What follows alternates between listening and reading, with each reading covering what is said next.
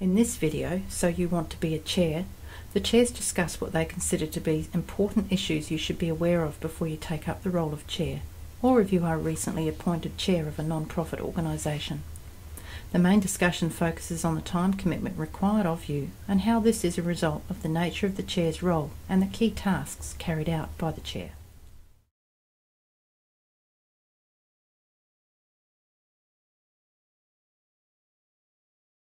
There are some chairs around now in both the for-profit area but also in the large not-for-profits, where the role of chair, as distinct, where there is a professional CEO in place, is also almost reaching that of a full-time position.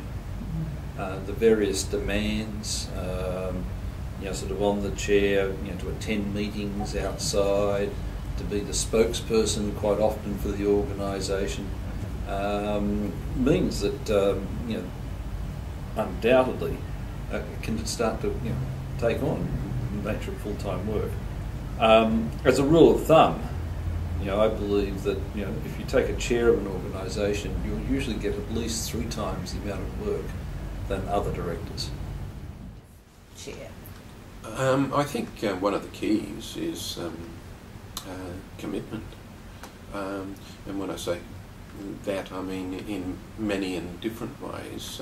One of them, a chair has to have an enormous amount of time available to commit to both the board and to the organisation, and that's not just the attendance at board meetings.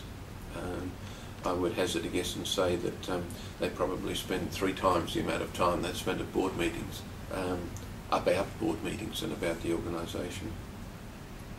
I think they need to be, as well as having that commitment, and I think a lot of board chairs forget that, or boards forget to ask about that when they make the appointment. The chair has to be, to some degree, a helper to the CEO, and therefore have the time available when the CEO says, look, I'd like you to come here because it will be a benefit to the organisation. And just to the various stakeholder involvements that a chair must attend to be effective. If you're not prepared to make yourself available during work hours, after work hours, on weekends, some combination of that, well then don't put your hand up. Don't bother. Because if you're going to be involved in an effective organisation, you've simply got to put the time in. And I think the other thing is to make sure that you leave enough time, thinking time, because in the role, I mean, you can very much fill up your time with meetings and catching up with people, but I think as chair there's also a role to play in giving you some space to reflect, because you need that space sometimes, I think, to then work out where there might need to be some change led. And so that's, I think, that's been something that's important. So why does the role of chair make such demands on your time? What emerged from the interviews were a number of tasks expected of the chair which can be thought of as falling into 3 arenas: building a high-performing team, building the set of board functions, and building strong relationships. Firstly, in building a high-performing team, the chair is responsible for leading the board, developing the right boardroom mix through recruitment, director development and board evaluation, and structuring the board's work through developing and overseeing agendas and meeting processes. Secondly, the chair is tasked with building the set of board functions such as strategy development, overseeing governance responsibilities such as risk and compliance, and defining the boundaries between governance and management. Finally, the chair has a role in building strong relationships, both within the board and organisation, and externally with stakeholders. In the remainder of this video, the chairs talk about some of these tasks, and later videos in the series will cover each in more detail. So the key tasks of the chair of a not-for-profit organisation all come back to that central role, which is the leadership of the board. So I often think of it in terms of the role of the board is working with the CEO for the leadership of the organisation, but the role of the chair is leadership of the board, and therefore that means making sure that the board's agenda is right, addresses the issues that need to be addressed by the board in a particular meeting in question, but also looking at the schedule of meetings for the year and that they will cover the key issues that the board has to cover, like board evaluation and CEO evaluation, audit sign-off, all of those mechanical things, but also there will often be policy reviews through the year. So keeping all of that on track, leading the discussion. The chairman's job, of course, is primarily, of course, to chair an effective meeting, so it goes without saying, I believe. But also then I think to provide mentoring for the chief executive, to be involved in the induction of new board members so they fully understand their role in governance as opposed to management, and also to be one of the leaders with the CEO probably of the organisation, and to be one of the public spokespersons for the organisation. Yep. Well, first and foremost, the chairman has to chair the meetings of the board of directors.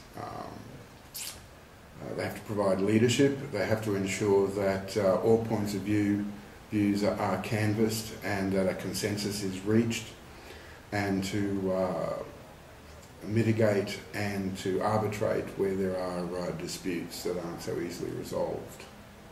But they basically provide leadership for the organisation. And also they spend a great deal of time as the interface between the board or committee and the CEO, management and staff.